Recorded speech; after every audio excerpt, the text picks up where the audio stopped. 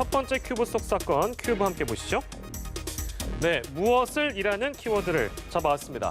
기내에서 한국인 여성 승무원을 성추행한 혐의를 받는 몽골 헌법재판소장 기억하실 겁니다. 당시 경찰이 면책특권 이 한마디에 풀어줘서 논란이 일었었는데요. 어제 경찰이 추가 조사에 들어갔습니다. 두 분의 전문가와 오늘 함께하도록 하겠습니다. 곽대경 동국대 경찰사법대학 교수 그리고 김성훈 변호사와 오늘 함께하겠습니다. 두 분 어서 오십시오. 안녕하세요. 네, 안녕하세요. 자, 이 내용을 모르시는 분들도 계실 것 같아서 저희가 좀 정리를 하고 가도록 하겠습니다. 이 사건의 개요를 우리 곽 교수께 좀 네. 정리 부탁드리겠습니다. 네, 지난 10월 30일 저녁인데요. 예. 몽골에서 이제 우리나라를 경유해서 사실은 이제 발리로 이제 회의를 가는 그런 쪽에 이제 경유를 한 저희 나라 국적기 항공기 안에서 예. 몽골의 그 헌법재판소장이 여자 승무원들을 성추행한 예. 그런 일이 이제 발생을 했습니다. 당시 술이 좀 취했었던 상태였던 것 같고요. 예. 이미 탑승을 하기 전부터 어느 정도 이제 좀 술을 마셨다고 이제 하는데. 예. 그런데 이제 분명히 피해자가 자신이 성추행을 당하고 이제 엉덩이를 만졌다라는 걸 이야기했고요. 예. 그리고 이제 우리나라 이제 경찰에서 조사를 받으면서 분명히 자신에게 그런 성추행을 한 사람이 몽골의 그 헌법 재판소장이다라는 걸 갖다 특정을 했습니다. 예. 그럼에도 불구하고 이제 우리나라에 와가지고 경찰에 이제 조사를 받을 때 이제 자신은 이제 절대 이제 그런 일이 없다고 부인을 했고요. 예. 그리고 오히려 자기 뒷자리에 앉아 있는 사람이 이제 그런 걸 한 건데 나를 잘못 오인한 거 아니냐 뭐 예. 이런 식으로 이제 이야기를 했습니다. 그러고 나서 일단 면책 자신이 면책 특권을 요구를 하면서 외교관의 면책 특권을 요구하면서 예. 일단 그 뭐 발리에서 이제 국제 회의를 참석을 해야 되니까 예. 일단 갔다가 다시 이제 돌아오겠다라는 약속을 하고 예. 우리나라를 일단 떠났다가 예. 이번에 이제 다시 이제 경유지로 이제 인천공항을 온 이런 상황에서 9시간 동안 이제 조사를 받은 겁니다. 그렇군요. 그리고 사실관계를 하나 더 파악하기 위해서 당시 그 몽골 국적의 여승무원이 통역을 맡았는데 이 여승무원에게 폭언하고 협박까지 한 거는 맞습니까? 그렇죠? 네, 그 사실도 일단은 본인은 부인을 하고 있는데 본인은 부인합니까? 하지만 이제 관련된 그 폭언을 들은 사람들이 예. 사실 그 사람뿐만 아니라 주변에도 있었겠죠. 예. 그런 내용으로는 인정하고 있는 내용이고요. 네네. 이제 몽골로 돌아가게 되면은 이제 가혹한 이제 보복을 할 수도 있다라는 이야기들을 했습니다. 예. 아마 이제 그 내용을 한 이유는 그 통역을 한 승무원이 또 이 사건에 있어서 굉장히 중요한 참고인이 될 수 있지 않겠습니까? 그렇겠네요. 그런 부분에 있어가지고는 굉장히 어떻게 보면 형사적으로 보면은 굉장히 가벌성이 높은 그런 예. 행동이라고 할 수가 있습니다. 네, 지금 근데 혐의 인정 여부가 조금 엇갈리네요. 그러니까 지금 결론은 처음에 조사할 때는 안 했다라고 얘기했는데 지금 나온 진술 보면 술에 취해서 그런 것도 같다라는 그 진술까지 나온 겁니까, 박 교수님? 네, 이제 본인이 이제 두 번째 예. 조사를 이제 받는 동안에는 자신이 이제 술이 취해가지고 기억이 나진 않지만 예.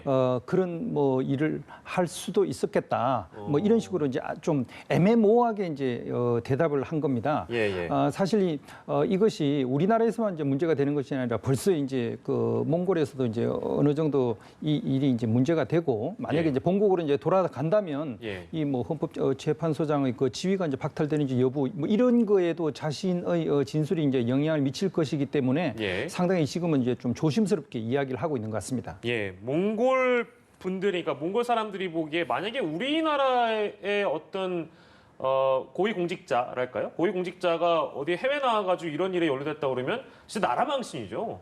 부끄러운 일이죠, 이거는. 네. 근데 어쨌든 면책특권 얘기가 나와가지고 처음에 이제 풀어져서 그게 논란이 됐습니다. 이게 근데 이게 뭐 처음에 조사할 때는 아까 말씀해주신 대로 다른 몽골인이 그랬는데 내가 오해받고 있다. 외교적으로 문제를 제기하기 이것도 참 뻔뻔한 일인데 네네. 이게 실제로 면책 특권과 관련돼서 이렇게 주장을 해도 되는 내용입니까? 어떻게 보세요? 사실은 이 뭐 외교관들에 대해서 이제 면책 특권이 있는 것은 우리나라에 이제 주재를 하고 있는 외교 공간에서 이제 근무하고 있는 그런 어떤 외교관들 아니면 이제 이번 같이 이제 이런 일 같으면 이제 국가 원수라든지 아니면 이제 정부의 수반이나 아니면 한 나라의 외교부 장관 뭐 이런 사람들에 대해서는 이제 면책 특권이 허용이 됩니다만 사실 이제 헌법재판소장은 면책 특권을 받을 수 있는 그 대상은 아닙니다. 그럼에도 이제 불구하고 이제 자신이 그 외교관 신분인 것처럼 해가지고 면책 특권을 요구를 했고요. 그래서 이제 그걸 갖다 정확하게 확인을 하는데 뭐 하루 이틀의 좀 시간이 걸렸던 것 같습니다. 그래서 이제 외교부 우리나라 외교부 당국에 과연 헌법재판소장이 면책 특권을 받을 수 있는 대상이 되는지 확인을 하고 그게 이제 아니다라는 사실을 확인을 하고 이제 조사를 받은 겁니다. 조사를 김성훈 변호사께서 그럼 이걸 정리를 해주시면 좋을 것 같습니다. 면책 특권은 그렇다면 어디까지니까 어느 자리까지 뭐 허용이 되는 겁니까? 네, 외교관에 대한 면책 특권의 근원에 대해서는 뭐 그리스 시대까지 간다는 얘기가 있습니다. 이게 그래 국제 관습법상 인정이 되다가 1961년에 외교관계에 대한 빙의 협약을 통해 가지고 이제 성문법으로 제정이 된 거고요. 아까 나와 있던 내용처럼 이제 외교 공간에서 재직하는 외교관들에 대해서 원칙적으로 적용되는 것이고 이제 국가 수반이나 혹은 행정 수반이나 외교부 장관은 관습법상 여전히 인정이 되고 있는 내용입니다. 외교 활동을 보장하기 위한 것이죠. 그래서 빈협약 제29조에 따르면은 체포나 구금을 못하도록 되어 있고요. 31조에 따르면 형사재판이나 민사재판이 면제되도록 되어 있습니다. 그래서 이런 규정들이 명확하게 있는 상황이고요. 지금 내용을 보면은 헌법재판소장인 사람이 외교관 여권을 가지고 있다고 해서 면책특권을 주장했다는데 그 여권 여부랑은 전혀 상관이 없고 이건 법률에 명확한 규정이 있는 것이기 때문에 사실 어떻게 보면 한 5분 내지 10분 만에 금방 확인할 수 있었던 그런 사안입니다. 근데 그럼에도 불구하고 면책특권을 이유로 해가지고 어떻게 보면은 신병을 놓칠 수도 있었던 상황이었죠. 그런 면에서 굉장히 좀 아쉬운 부분이 있고요. 일단은 지금 이 면책특권이라는 건 아까 말씀드린 것처럼 외교 공간이나 그 3명의 요인 말고는 인정이 되지 않는 것이기 때문에 그 이 부분에 대해서 면책특권을 주장한다는 것은 사실과 그 법률적인 것들을 완전히 도외한 거라고 할 수가 있고요. 무엇보다 이 도로지 소장이라는 사람이 몽골 헌법재판소장 법률가 아닙니까? 법률가라면 빈협약상 자신의 외교관의 면책특권이 없다는 건 당연히 알았을 것입니다. 그럼에도 불구하고 그런 주장을 했다는 것들은 어떻게 보면은 우리 수사당국을 좀 능멸한 것이 아닌가 저는 그렇게 생각합니다. 뻔뻔하기 그지없군요. 싱가포르로 출국한 몽골 국정 동행인이 있습니다. 근데 여기에 대해서 체포영장을 경찰이 발부받았다고 하는데 만약에 오지 않으면 뭐 방법이 있습니까? 어떤 방법이 있습니까? 지금 뭐 우리나라에서 이제 우선 할 수 있는 것은 이제 인터폴에다가 적색 수배를 내리는 겁니다. 그래서 이제 자발적으로 우리나라에 귀국을 하도록 그렇게 이제 종용을 할 수가 있고요. 그리고 만약에 이제 그게 아니더라도 우리나라하고 그 몽골하고 그 사이에는 국가 간에 2000년 1월에 서로 이제 범죄인 인도 조약이 현재 이제 체결이 되어 있는 상태입니다.